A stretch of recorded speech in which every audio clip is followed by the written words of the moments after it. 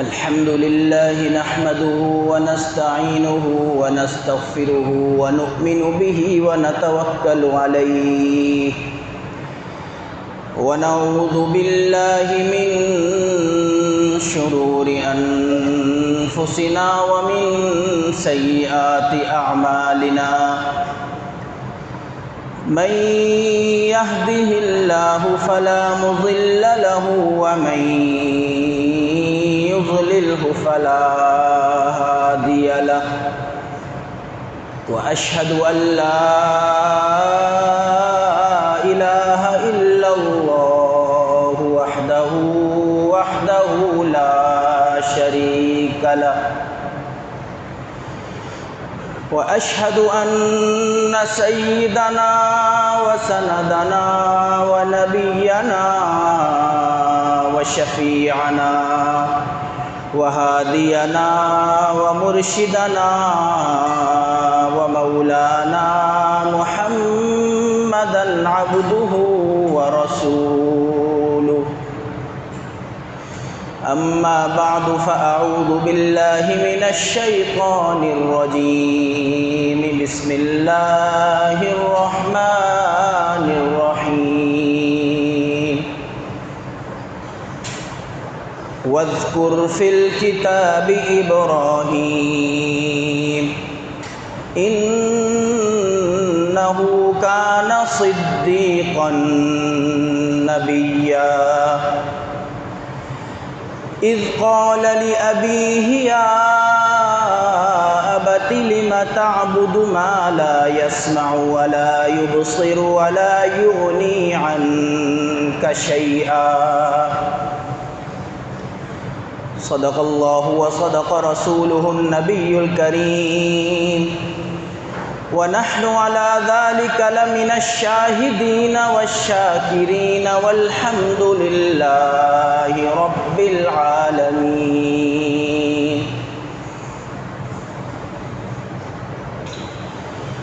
میرے واجب الاحترام انتہائی قابل قدر بزرگوں اور بھائیوں، قرآن کریم میں اللہ تعالیٰ نے جگہ جگہ اپنے انبیاء علیہم السلام کا ذکر فرمایا ہے، اور انبیاء علیہم السلام کے ذکر کو، ان کی تعلیمات کو جو اللہ تعالیٰ نے بیان فرمایا ہے، جب ہم اس کو پڑھتے ہیں، اس کا مطالعہ کرتے ہیں، تو ہمیں یہ نظر آتا ہے کہ ہر نبی کی دعوت میں اہم ترین حکم، اہم ترین بات وہ توحید ہے کہ صرف ایک اللہ وحدہ لا شریک لہ کی عبادت کرو، اللہ کے علاوہ کسی کی عبادت نہ کرو، نہ اللہ کی صفات میں نہ اللہ کی ذات میں کسی کو شریک کرو۔ تمام انبیاء علیہم السلام کی دعوت میں یہ بات یکساں طور پر نظر آتی ہے، اور میں پہلے بھی عرض کر چکا ہوں کہ تمام انبیاء علیہم السلام نے اپنی قوم کو جو کلمہ پڑھایا، اس کلمے کا ایک جز یکساں رہا ہے۔ حضرت آدم علیہ السلام سے لے کر حضور نبی کریم صلی اللہ علیہ وسلم تک وہ ہے لا الہ الا اللہ، کہ اللہ کے علاوہ کوئی معبود نہیں، اللہ کے علاوہ کوئی عبادت کے لائق نہیں، اللہ کے علاوہ کوئی بگڑی بنانے والا نہیں۔ چنانچہ کلمہ اس طریقے سے چلتا رہا، لا الہ الا اللہ، آدم صفی اللہ، لا الہ الا اللہ، نوح نجی اللہ، لا الہ الا اللہ، داود خلیفۃ اللہ، لا الہ الا اللہ، ابراہیم خلیل اللہ، لا الہ الا اللہ، اسماعیل ذبیح اللہ، لا الہ الا اللہ، موسیٰ کلیم اللہ، لا الہ الا اللہ، عیسیٰ روح اللہ، لا الہ الا اللہ، محمد الرسول اللہ۔ اہم ترین حکم لا الہ الا اللہ ہے، اور ہم سمجھتے ہیں کہ لا الہ الا اللہ کا معنی ہے کہ اللہ کے علاوہ کوئی عبادت کے لائق نہیں، بس لا الہ الا اللہ، الہ کا معنی بڑا وسیع ہے، اللہ کے علاوہ کوئی عبادت کے لائق نہیں، اللہ کے علاوہ کوئی سجدے کے لائق نہیں، اللہ کے علاوہ کوئی بچے دینے والا نہیں، اللہ کے علاوہ کوئی اولاد دینے والا نہیں، اللہ کے علاوہ کوئی رزق دینے والا نہیں، اللہ کے علاوہ کوئی بیماری دینے والا نہیں، اللہ کے علاوہ کوئی بیماری کو دور کرنے والا نہیں۔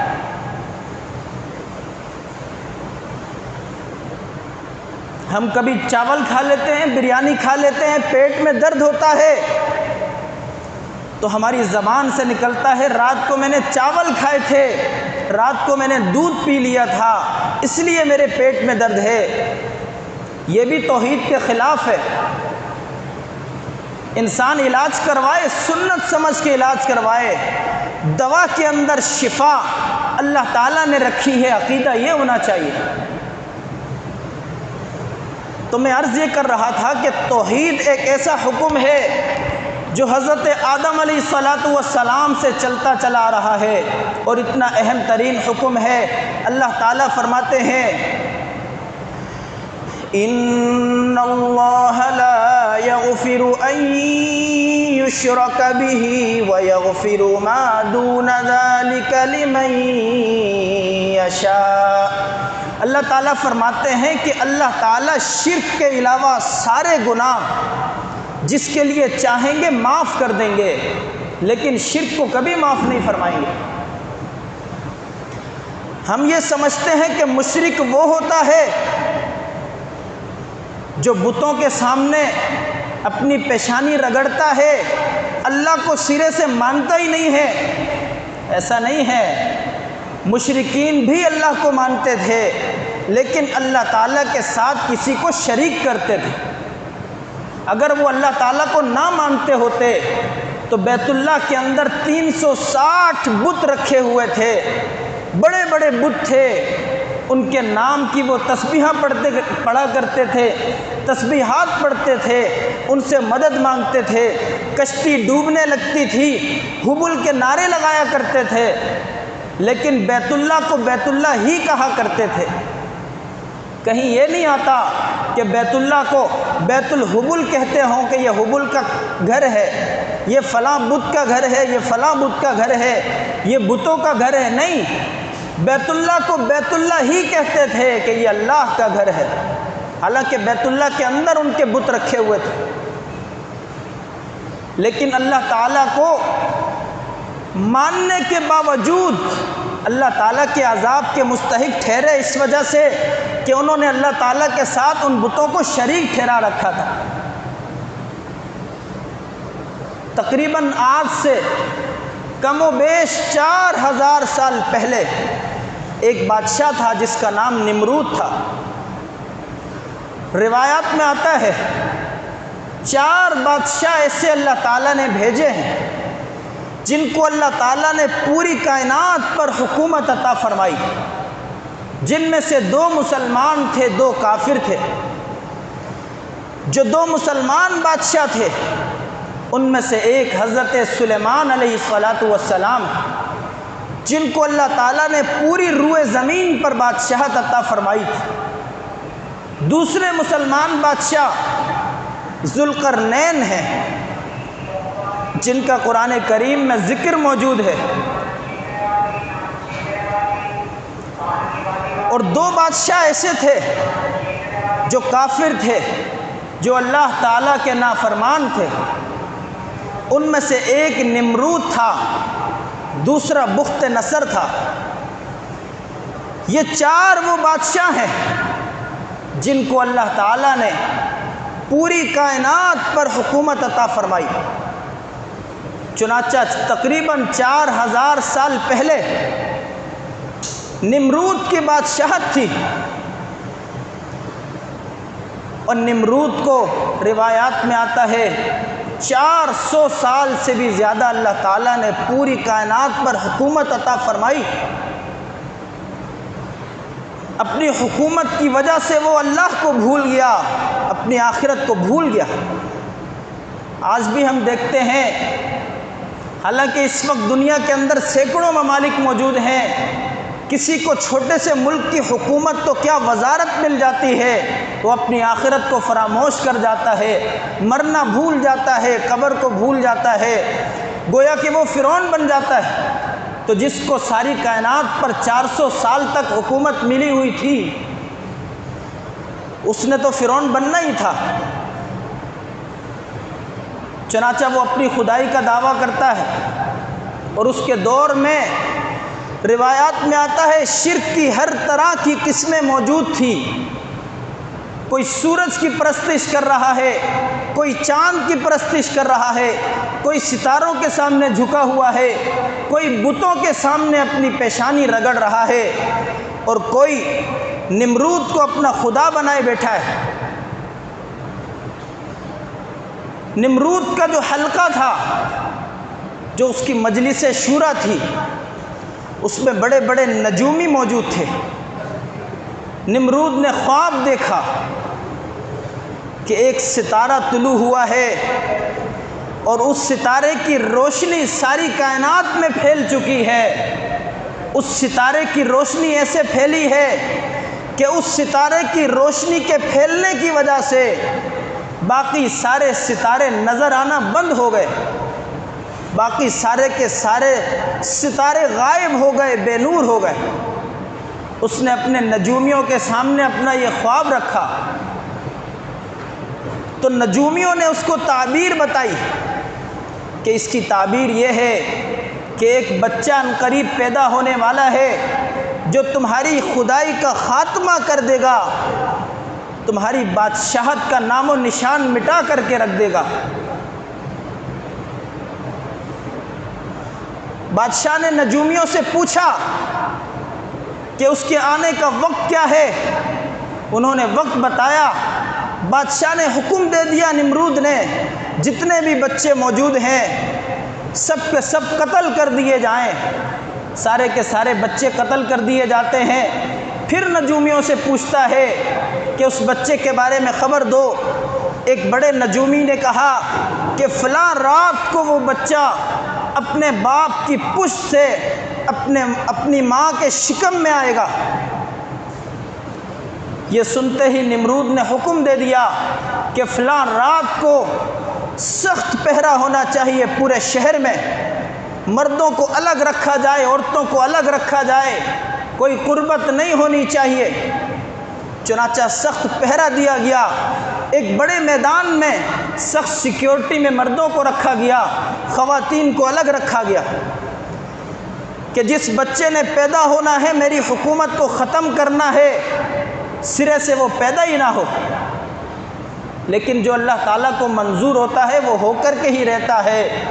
اس کا ایک انتہائی قریبی دربان تھا، اس کا محافظ تھا، بہت ہی زیادہ اس پر اس کو اعتماد تھا، جس کا نام آزر تھا۔ اس کی ذمہ داری یہ تھی کہ ساری رات نمرود کے سرہانے کھڑے ہو کر پہرا دیتا تھا۔ ایک ہاتھ میں تلوار ہوتی تھی، دوسرے ہاتھ میں چراغ ہوتا تھا، انتہائی مقرب ترین تھا۔ چونکہ وہ مقرب تھا اس لیے اس کی بیوی کی ذمہ داری لگائی گئی خواتین پر کہ جہاں خواتین کو رکھا گیا ہے وہاں کی ذمہ دار آزر کی بیوی ہے۔ رات کا وقت ہے، آزر نمرود کے سرہانے کھڑا ہے، پہرا دے رہا ہے۔ اس کی بیوی خواتین کے پاس ذمہ دار ہے، چونکہ ذمہ دار ہے اس کو پوچھنے والا کوئی نہیں ہے۔ بیوی آزر کے پاس آتی ہے اور وہاں آ کر کے وہ قربت کر لیتے ہیں۔ جس نبی کو، جس بچے کو اللہ تعالیٰ نے بھیجنا تھا اس کے بھیجنے کا انتظام ہو جاتا ہے۔ اور پھر وہ وقت آتا ہے کہ حضرت ابراہیم علیہ السلام کی پیدائش کا وقت قریب آتا ہے۔ آزر کی بیوی حضرت ابراہیم علیہ نبینا علیہ السلام کی والدہ نمرود کے سپاہیوں کے خوف سے غار میں چلی جاتی ہیں، وہاں حضرت ابراہیم علیہ السلام پیدا ہوتے ہیں، اور حضرت ابراہیم علیہ السلام کو سپاہیوں کے خوف سے وہیں پر چھوڑ کر کے دودھ پلا کے چلی جاتی ہیں، جب موقع ملتا ہے آتی ہیں، دیکھتی ہیں، چلی جاتی ہیں۔ اللہ تعالیٰ نے ایک فرشتے کو مقرر فرمایا ہے، فرشتہ حضرت ابراہیم علیہ السلام کے انگوٹھے ان کے منہ میں دے دیتا ہے۔ اللہ رب العزت کی طرف سے، اللہ تعالیٰ کے حکم سے ایک انگوٹھے سے شہد اور ایک انگوٹھے سے دودھ جاری ہوتا ہے۔ اس طرح سے اللہ سبحانہ و تعالیٰ حضرت ابراہیم علیہ السلام کی پرورش کا انتظام فرماتے ہیں۔ حضرت ابراہیم علیہ السلام 7 سال کے ہو جاتے ہیں، پھر ان کو باہر آنے کا موقع ہوتا ہے، قوم کو دیکھتے ہیں، چونکہ اللہ تعالیٰ نے شروع ہی سے ان کو موحد بنایا تھا، توحید پر قائم رکھا تھا۔ قوم کو دیکھتے ہیں، کوئی آگ کی پرستش کر رہا ہے، کوئی چاند کے سامنے جھکا ہوا ہے، کوئی سورج کی پرستش کر رہا ہے، کوئی ستاروں کی پرستش کر رہا ہے، کوئی نمرود کو اپنا خدا بنائے بیٹھا ہے، کوئی بتوں کے سامنے جھکا ہوا ہے۔ تو حضرت ابراہیم علیہ السلام ان کو سمجھانے کی کوشش کرتے ہیں، اور خود حضرت ابراہیم علیہ السلام کا والد آزر جو نمرود کا خاص مقرب آدمی ہے، وہ بت فروش ہے، بت بیچتا ہے، صرف بیچتا نہیں ہے، بت تراشتا ہے، اپنے ہاتھوں سے بناتا ہے۔ حضرت ابراہیم علیہ السلام اس کو سمجھانے کی کوشش کرتے ہیں، یا ابت لم تعبد ما لا يسمع ولا يبصر ولا يغني عنك شيئا۔ اے پیارے ابا جان، خطاب کا انداز دیکھیے۔ آج ہمارا والد مسلمان ہوتا ہے، نمازی ہوتا ہے، ذرا سی اس میں کوئی کمی پائی جاتی ہے تو ہم تو کر کے بات کرنے لگ جاتے ہیں۔ حضرت ابراہیم علیہ السلام اپنے والد سے خطاب کر رہے ہیں، جو مشرک ہے، بت پرست ہے، صرف بت پرست نہیں ہے، بت فروش بھی ہے، بت تراشنے والا بھی ہے، اپنے ہاتھوں سے بت بناتا بھی ہے، لیکن اس کو خطاب کر کے کس پیارے انداز سے اس کو خطاب کر رہے ہیں، یا ابتی، اے پیارے ابا جان، لم تعبد ما لا يسمع ولا يبصر ولا يغني عنك شيئا۔ اے ابا جان، ایسی مورتوں کی کیوں پرستش کرتے ہو، ان مورتیوں کی کیوں پرستش کرتے ہو جو نہ سن سکتے ہیں، نہ دیکھ سکتے ہیں، نہ کوئی نفع نقصان پہنچا سکتے ہیں۔ یا ابتی انی قد جاءنی من العلم ما لم یأتک فاتبعنی اہدک صراطا سویا۔ اے پیارے ابا جان، مجھے اللہ تعالیٰ نے علم عطا فرمایا ہے، تم میری اتباع کرو۔ یا ابت لا تعبد الشیطان، شیطان کی عبادت نہ کرو، شیطان کی پوجا نہ کرو۔ ان الشیطان کان للرحمن عصیا۔ یا ابت انی اخاف ان یمسک عذاب من الرحمن۔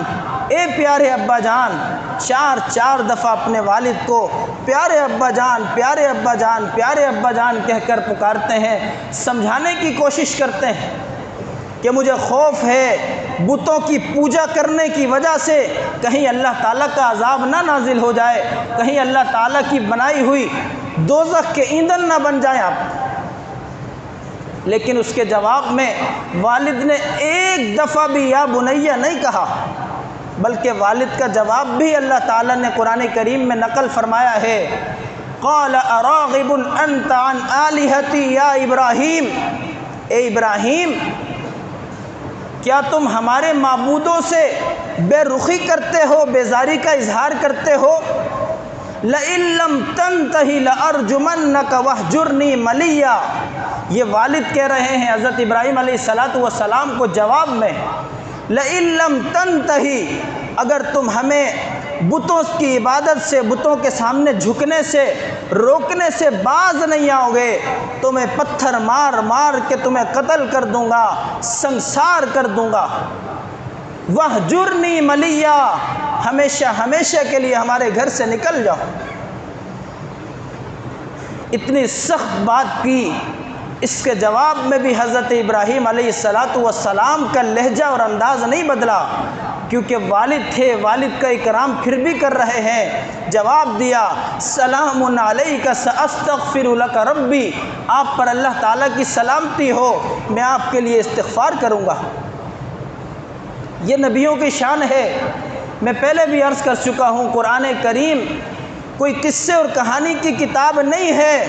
اللہ تعالیٰ نے جو واقعات بیان فرمائے ہیں اس میں ایک ایک پہلو پر نصیحت موجود ہے کہ کس طریقے سے باپ سے خطاب کیا جاتا ہے۔ باپ سرکش ہے، انتہائی سرکش ہے، بت فروشی اس کا پیشہ ہے، بت بناتا ہے، بتوں کو تراشتا ہے اور سخت کلامی سے بات کر رہا ہے، لیکن نبی اس کے باوجود بھی یا ابتی کر کے بات کر رہے ہیں۔ اور پھر سلام علیک ساستغفر لک ربی۔ ایک دفعہ حضرت ابراہیم علیہ السلام نے اپنی قوم کو، اپنے والد صاحب کو سمجھانے کے لیے ایک پیارا انداز اختیار فرمایا کہ رات کا وقت ہوتا ہے، اندھیرا چھا جاتا ہے۔ حضرت ابراہیم علیہ السلام قوم سے خطاب کر کے فرماتے ہیں کہ تم ستاروں کی پرستش کرتے ہو، فرض کرو ھذا ربی، یہ ستارہ میرا رب ہے تمہارے خیال کے مطابق۔ فلما جن علیہ اللیل رأى کوکبا قال ھذا ربی، ستارے کو دیکھ کر کہتے ہیں فرض کرو تمہارے گمان کے مطابق یہ ستارہ میرا رب ہے، تو تھوڑی دیر میں اس کا تماشا دیکھ لینا۔ فلما افل قال لا احب الآفلین، تھوڑی دیر کے بعد وہ ستارہ غروب ہو جاتا ہے، چھپ جاتا ہے۔ تو پھر قوم سے خطاب کر کے کہتے ہیں دیکھو جس کو میں نے اپنا خدا سمجھا تھا تمہارے خیال کے مطابق وہ تو غروب ہو چکا ہے، وہ تو اچھی حالت سے بری حالت کی طرف منتقل ہو چکا ہے۔ خدا تو ایسا ہو ہی نہیں سکتا۔ خدا اور رب وہ ہوتا ہے جو بلندی پر ہمیشہ رہتا ہے، تنزلی کا، غروب کا شکار نہیں ہوتا۔ پھر کچھ دن گزرتے ہیں، حضرت ابراہیم علیہ السلام رات کے وقت قوم کو خطاب کرتے ہیں، جمع کرتے ہیں، اور پھر کہتے ہیں چاند کو دیکھ کر کے فلما رأى القمر بازغا قال ھذا ربی، چاند چمکتا دمکتا سامنے نظر آتا ہے، کہتے ہیں تمہارے خیال کے مطابق اگر یہ میرا رب ہے تھوڑی دیر میں اس کا بھی تماشا دیکھ لینا۔ جب وہ غروب ہو جاتا ہے پھر قوم کو سمجھاتے ہیں دیکھو یہ غروب ہو چکا، اگر یہ رب ہوتا، یہ خدا ہوتا تو کبھی غروب نہ ہوتا۔ پھر کچھ دن کے بعد لوگوں سے خطاب کرتے ہیں، سورج کو دکھاتے ہیں، فلما رأى الشمس بازغة قال ھذا ربی ھذا اکبر، کہ یہ تو ستاروں سے بھی بڑا ہے، چاند سے بھی بڑا ہے، روشنی اس کی ہر طرف پھیلی ہوئی ہے۔ فرض کرو تمہارے باطل عقیدے کے مطابق یہ میرا رب ہے، لیکن تھوڑی دیر میں اس کا تماشا بھی دیکھ لینا۔ جب سورج بھی غروب ہو جاتا ہے تو پھر کہتے ہیں اب تو بات سمجھ میں آ جانی چاہیے کہ جو غروب ہوتا ہے وہ رب کبھی نہیں ہو سکتا۔ تو میرے بھائیوں، اللہ تعالیٰ نے قرآن کریم میں جگہ جگہ حضرت ابراہیم علیہ السلام کے واقعے کو بیان فرمایا ہے اور توحید کے دلائل کو بیان فرمایا ہے۔ اللہ سبحانہ و تعالیٰ ہم سب کو سمجھنے اور عمل کرنے کی توفیق عطا فرمائے۔ حضرت ابراہیم علیہ السلام کے حوالے سے کچھ معروضات انشاءاللہ اگلے جمعے کو بیان کی جائیں گی۔ گزشتہ جمعۃ المبارک کو میں نے ایک واقعہ بیان کیا تھا جریج کے حوالے سے کہ اللہ کے نبی علیہ السلام فرماتے ہیں پچھلی امتوں میں ایک شخص تھا جس کا نام جریج تھا، بڑا عبادت گزار تھا، اپنے گھر والوں سے کٹ کر کے اس نے ایک عبادت خانہ بنا کر اس میں عبادت کرتا تھا۔ اس کی ماں اس کے پاس آتی ہے 2 دفعہ، وہ عبادت کر رہا ہوتا ہے، نماز میں مصروف ہوتا ہے، ماں اس کو آواز دیتی ہے بیٹے جریج، جواب نہیں دیتا، سوچتا ہے کہ نماز پڑھ رہا ہوں، نماز میں جواب دوں، کیسے جواب دوں، نماز توڑوں نہ توڑوں، ماں چلی جاتی ہے۔ دوسری دفعہ ماں آتی ہے، پھر یہی ہوتا ہے، نماز پڑھ رہا ہوتا ہے، ماں کو جواب نہیں دیتا تو ماں بد دعا کر کے چلی جاتی ہے کہ تجھے موت اس وقت تک نہ آئے جب تک تو کسی بدکار کا منہ نہ دیکھ لے۔ اس پر ایک صاحب نے اعتراض کیا ہے کہ مفتی صاحب نے کیسی بات کی ہے، میری سمجھ میں نہیں آتی، میرے حساب سے یہ بات غلط ہے۔ اللہ کے بندے سوچنے کی ضرورت ہے، میں کوئی اپنے پاس سے کوئی بات کر رہا ہوں، میں نے بتایا بھی ہے، صحیح بخاری کے اندر یہ واقعہ موجود ہے، اللہ کے نبی علیہ الصلاۃ والسلام یہ واقعہ بیان فرما رہے ہیں، اور صحیح بخاری کے اندر یہ واقعہ ایک دفعہ نہیں لکھا ہوا، متعدد مقامات پر یہ واقعہ لکھا ہوا ہے کہ اس کی ماں نے اس کو بد دعا دی، پھر اس کی ماں کی بد دعا قبول ہو جاتی ہے اور اس کو طوائف کا منہ دیکھنا پڑتا ہے۔ تفصیل سے میں پچھلے جمعے عرض کر چکا ہوں۔ ایک بات تو یہ ہے کہ جب اللہ اور اس کے رسول کی بات ہوتی ہے، میری اور آپ کی ناقص عقل میں آئے نہ آئے، ہم نے اس کو تسلیم کرنا ہے اگر ہم مسلمان ہیں۔ اللہ تعالیٰ نے فرما دیا یؤمنون بالغیب، ایمان والے وہ ہیں جو غیب پر ایمان لاتے ہیں، بات ان کی سمجھ میں آئے نہ آئے وہ ایمان لے آتے ہیں، اس میں نہ سمجھ آنے والی کون سی بات ہے؟ حضور اکرم صلی اللہ علیہ وسلم بیان فرما رہے ہیں، اس میں کس کو شک ہو سکتا ہے؟ دوسری بات یہ ہے کہ یہ واقعہ پچھلی امتوں کا ہے، اور اس میں اس بات کا ذکر نہیں ہے کہ اس کی والدہ صحیح سالم تھی، کس کیفیت میں تھی جب وہ اپنے گھر والوں کو چھوڑ کر، اپنی والدہ کو چھوڑ کر عبادت میں لگا ہوا ہے۔ بات تو عقل میں آتی ہے کہ والدہ کو چھوڑ کر وہ عبادت میں لگا ہوا ہے، ایک عرصہ ہو جاتا ہے جب وہ والدہ کی خبر گیری نہیں کرتا، پوچھنے نہیں آتا، بے بس ہو کر والدہ خود چلی آتی ہے اپنے بیٹے کے پاس، تب بھی وہ والدہ کو جواب نہیں دیتا۔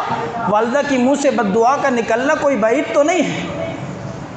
اور پھر نماز کی حالت میں اگر والدین بلاتے ہیں تو آج بھی یہ حکم ہے کہ اگر میں اور آپ نفلی نماز پڑھ رہے ہیں، والد بلاتا ہے، والدہ بلاتی ہے، والد اور والدہ کو نہیں پتہ، دوسرے کمرے میں لیٹے ہوئے ہیں، بیمار ہیں یا صحیح سالم ہیں، ان کو نہیں پتہ کہ میرا بیٹا نماز پڑھ رہا ہے، میرے اور آپ کے اوپر واجب ہے کہ ہم اپنی نماز کو توڑیں، والدہ کے پاس جائیں، والد کے پاس جائیں، اور ان کی ضرورت کو پورا کر کے پھر اس کے بعد ہم اپنی نماز کو مکمل کریں۔ تو یہ حکم اس شریعت میں بھی تھا، اس نے اس حکم پر عمل نہیں کیا، اس لیے اس کی والدہ کی بد دعا اس کو لگ گئی، اس لیے اس میں شک کرنے کی ضرورت نہیں ہے۔ وقت چونکہ زیادہ ہو چکا ہے، ایک شخص نے ہمارے پیارے شیخ حضرت مولانا شاکر محمد مظہر صاحب دامت برکاتہم العالیہ سے کہا، پروفیسر تھے، امریکہ سے پڑھ کر آئے تھے، حضرت ہم اس وقت تک دین کے کسی مسئلے کو تسلیم نہیں کرتے جب تک ہم اس کو اپنی عقل پر پرکھ نہیں لیتے۔ حضرت نے فرمایا اچھا نماز تو آپ پڑھتے ہوں گے؟ کہا جی الحمدللہ 5 وقت کی نماز پڑھتا ہوں۔ فرمایا نماز بغیر وضو کے تو نہیں پڑھتے ہوں گے، وضو کر کے پڑھتے ہوں گے؟ کہا بالکل وضو کر کے پڑھتا ہوں۔ فرمایا وضو توڑنے والی جو چیزیں ہیں، جو امور ہیں جن کو نواقض وضو کہا جاتا ہے، ان میں ایک ہوا کا خارج ہونا بھی ہے یا نہیں ہے؟ پروفیسر صاحب کہنے لگے ہے۔ تو حضرت نے فرمایا بتاؤ، ایک شخص کی ہوا خارج ہوئی ہے، اب اس کو وضو کا حکم دیا جا رہا ہے، ہاتھوں کو دھو، کلی کرو، ناک میں پانی چڑھاؤ، منہ دھو، ہاتھ دھو، مسح کرو، پیر دھو، مصلی پہ کھڑے ہو جاؤ۔ عقل میں بات کہاں سے آتی ہے؟ عقل تو اس بات کو تسلیم نہیں کرتی۔ عقل کا تقاضا تو یہ ہے ہوا جہاں سے خارج ہوئی ہے اس کو دھویا جائے اور مصلی پہ کھڑے ہو جانا چاہیے۔ تو یہ بات آپ کی سمجھ میں آئی تھی؟ تو حضرت کو جواب دینے لگے یہ بات تو میری سمجھ میں نہیں آئی۔ تو دین کے بہت سارے احکامات ہیں جو ہماری سمجھ میں نہیں آتے، ہم نے ان پر ایمان رکھنا ہے کیونکہ ہمارے رب کا اور ہمارے رسول کا حکم ہے۔ وآخر دعوانا الحمدللہ رب العالمین۔